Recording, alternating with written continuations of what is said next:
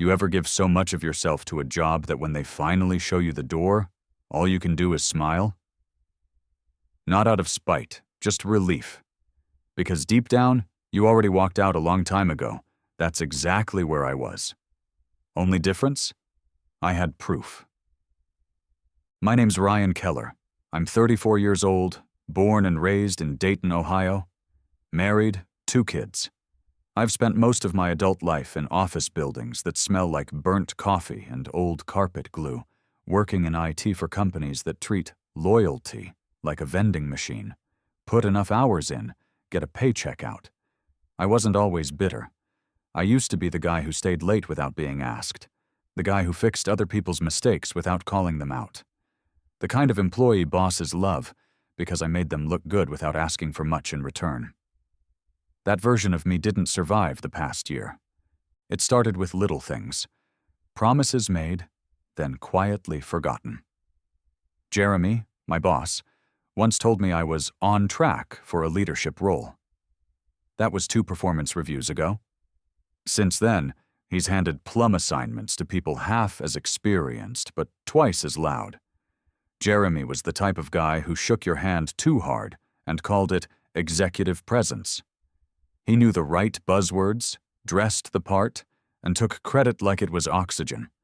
And I kept telling myself it didn't matter. The work would speak for itself. But the work never speaks.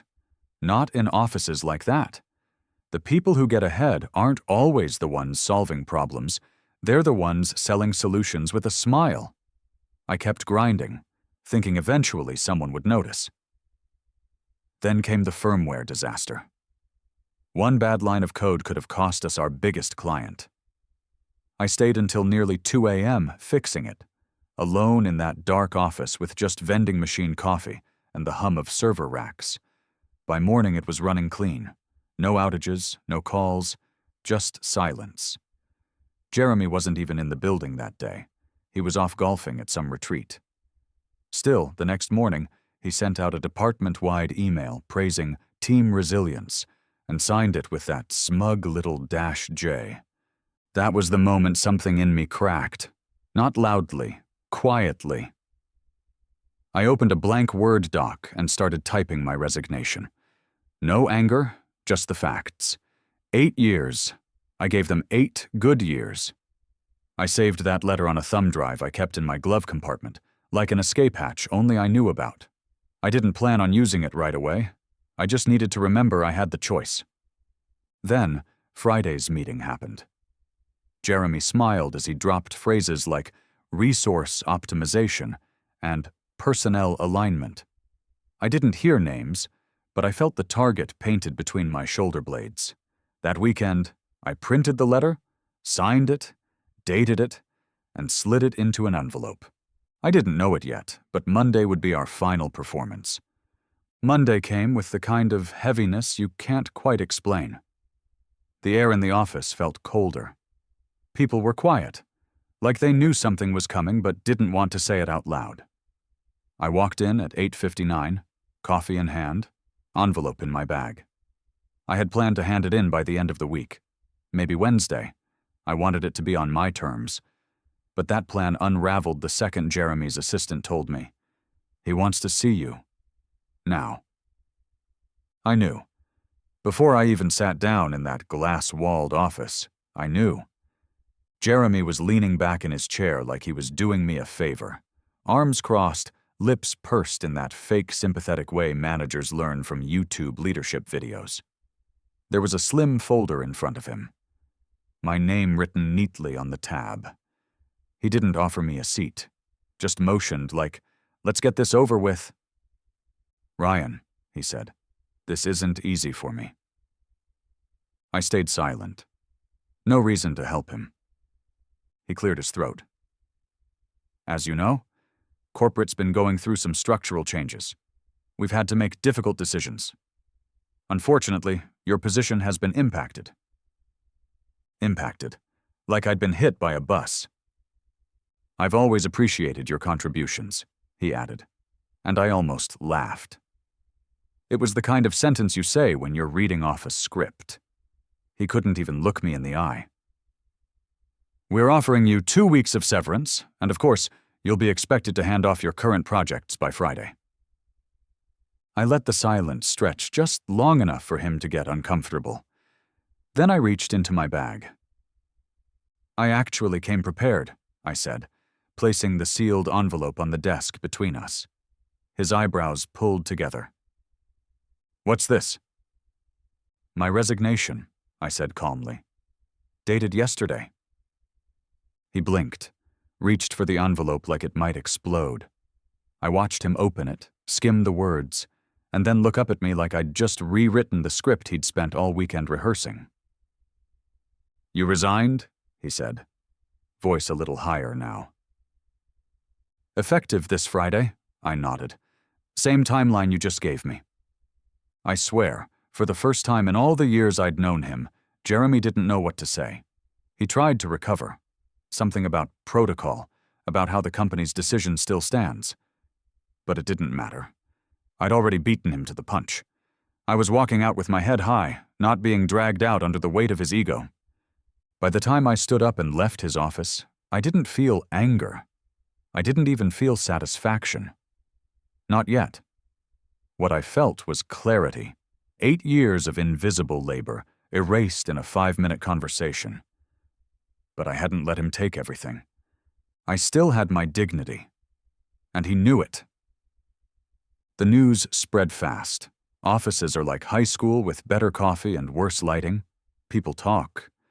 By lunch, everyone on my floor knew I was leaving. What they didn't know, at least not right away, was how it went down. Jeremy didn't exactly volunteer the details. He let it float that I was part of the restructuring, trying to save face, as if I'd been quietly escorted out like dead weight. But I made sure the truth got around. When Carla from DevOps asked if I was okay, I told her exactly what happened. That Jeremy tried to fire me, but I'd already resigned the day before. Her eyebrows shot up, and she let out this low whistle. Damn, that's clean. That was all it took. Within hours, the story evolved into a small office legend. Ryan beat the axe, left before they could swing it. People started stopping by my desk, not out of pity, but with respect. You could feel it in the way they talked to me now. A kind of quiet envy. I'd done what most of them only daydreamed about between Zoom calls and HR surveys. I got out, on my own terms. Even the ones who never said much, like Marco from QA or Denise in accounting. They gave me nods in the hallway, small acknowledgments like I'd pulled off a rare, unspoken victory. I caught Jeremy watching me once from the break room. He had this look, tight jaw, unreadable eyes, maybe trying to figure out how he'd lost control of the narrative. Or maybe he finally realized he couldn't manipulate the story when someone else had already ended the chapter. Either way, he didn't say a word. Just turned and walked out without refilling his coffee. It was weird, though. I wasn't celebrating. Not yet. I still had to wrap things up. I still had access to everything. My company laptop, client accounts, credentials. I could have gone scorched earth, deleted files, created a mess. But I didn't. That's not who I am. I spent the next 3 days organizing everything, documenting handoffs, making it easy for whoever came next. Because I didn't want Jeremy to twist it. I wanted my work ethic to speak long after I was gone. On Thursday, HR emailed to schedule an exit interview. I scheduled it for Friday morning, 10 a.m. Sharp. By then, I'd cleaned out my desk. Just a few books, some old notebooks, a framed picture of my family. I left the picture for last. It had been sitting there for years, but I don't think I'd looked at it properly in months. My daughter was 4 in that photo. She's 7 now. I'd missed too much already. As I slid the frame into my bag, it hit me. Not grief, not regret, just a calm sense of readiness. I wasn't just leaving a job. I was finally walking toward the life I kept putting on hold. Friday morning, I walked into the HR conference room 15 minutes early, coffee in one hand, a quiet confidence in the other. The room smelled like neutral carpet and faint perfume. HR always tries to make things feel softer than they are. Across from me sat Jenna, the HR rep who'd been with the company about a year. She was professional, polite, and just uncomfortable enough to make it clear she knew this was more than the standard exit. "Thanks for coming in, Ryan," she said, flipping open a thin folder. "This should only take about 20 minutes. I gave a small nod, more out of courtesy than agreement. She started with the usual questions. "How would you describe your experience here?" "Productive," I said, "at least until the last year." "What led to your decision to resign?" "Repeated lack of recognition, leadership failures, unfulfilled commitments." I didn't raise my voice, didn't go off script. I wanted everything on record, clean, sharp, truthful. Jenna typed notes, eyes flicking between her laptop and me. She paused before asking the next one. "Do you feel your manager supported your professional growth?" That one hit a nerve, but I kept my voice steady. Number Jeremy consistently blocked advancement opportunities.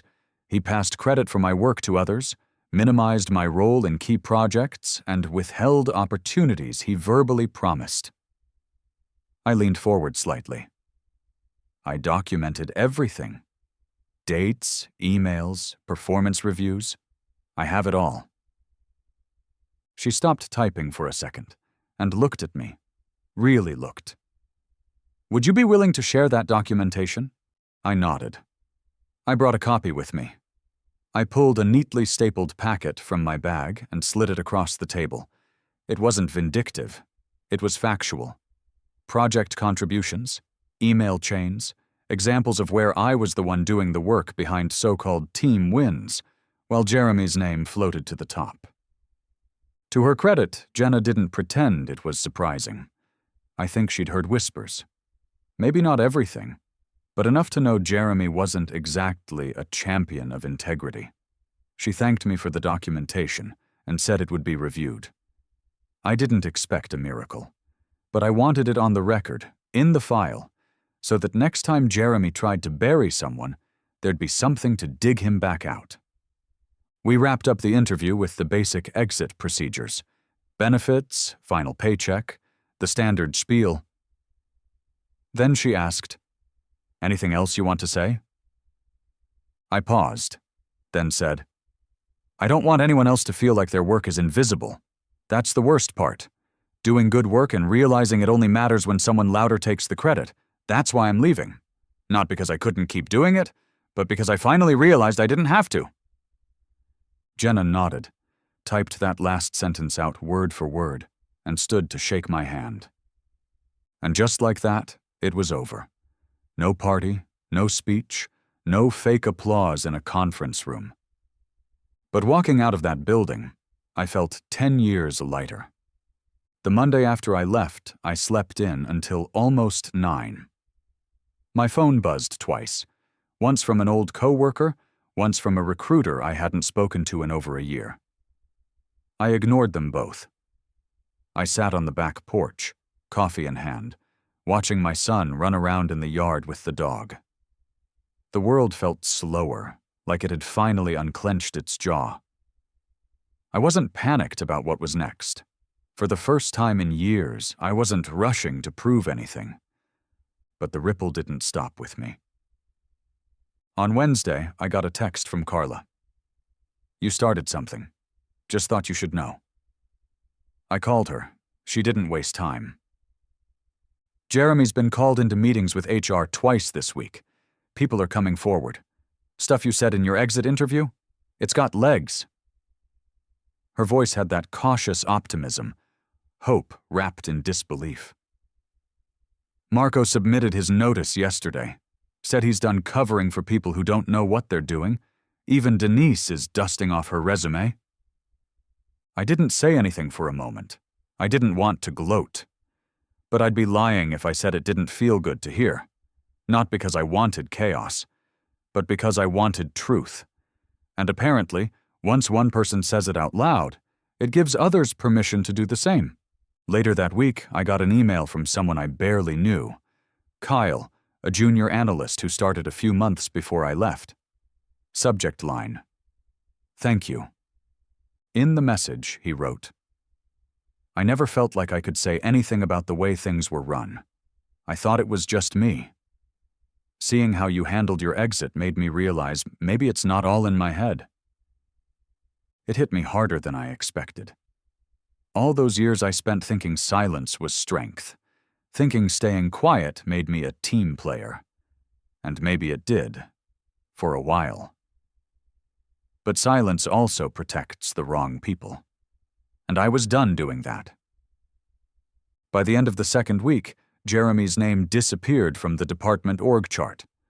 No formal announcement, no farewell email, just gone. Carla told me later it was a mutual separation, the polite phrase for getting pushed out without legal drama. I didn't cheer, I didn't toast, but that night I did open a beer on the porch and watched the sun drop behind the trees. I felt not victorious, just whole. There's a kind of revenge people don't talk about. It's not loud, it doesn't come with a mic drop or a courtroom monologue. It's quiet. It's walking away before they can take the last piece of you. It's leaving with your back straight and your story intact. That was mine. 3 weeks after I left, I got a call from another company, mid-sized tech firm based out of Columbus. A former colleague had passed along my name. They weren't just looking for someone to code. They wanted someone who could lead, mentor, build systems with long-term vision. I wasn't sure if I was ready to jump back in yet, but the way they talked to me, it was different. Less about output, more about value. Not just what I could produce, but how I could help people grow. I didn't say yes right away. Instead, I asked for a few days. That afternoon, I picked up my daughter from school. Something I hadn't done in years. We stopped for ice cream, talked about her drawing project, and walked home without me checking my phone every 5 minutes. She didn't say anything about me being around more. She just smiled like this was how it was always supposed to be. The next morning, I sat at my kitchen table and rewrote my resume. Not because I had to, but because I wanted to. And when I finally hit send, it wasn't out of desperation or fear of falling behind. It was from a place of quiet strength. I wasn't trying to impress anyone. I was just ready. Jeremy? I don't know where he ended up. Probably landed somewhere else with a polished LinkedIn update and a new title. People like him always do. But that's not my concern anymore. Let him play politics in some other glass cage. I don't need the scoreboard. I walked away with something he never understood how to build: respect. Looking back, I don't regret the years I spent there. I met good people, learned hard lessons, became sharper, smarter. But I do regret how long I stayed quiet, how long I convinced myself that loyalty meant swallowing everything that felt wrong. It doesn't. Loyalty without respect is just slow self-erasure. Now, I work less, live more. I show up to soccer games. I read bedtime stories without checking Slack under the covers. I laugh more. I sleep better. And I help the people who come after me see their own value before someone tries to discount it. If I have one piece of advice for anyone stuck in the gray fog of corporate survival, it's this: leave before you lose yourself. If you feel small every day, if the room shrinks every time a certain voice speaks, if your wins keep wearing someone else's name, don't wait for a pink slip. Walk out the front door, with your head up, on your terms. Because there's a special kind of peace in knowing you were never fired. You just finished your chapter before they even turned the page.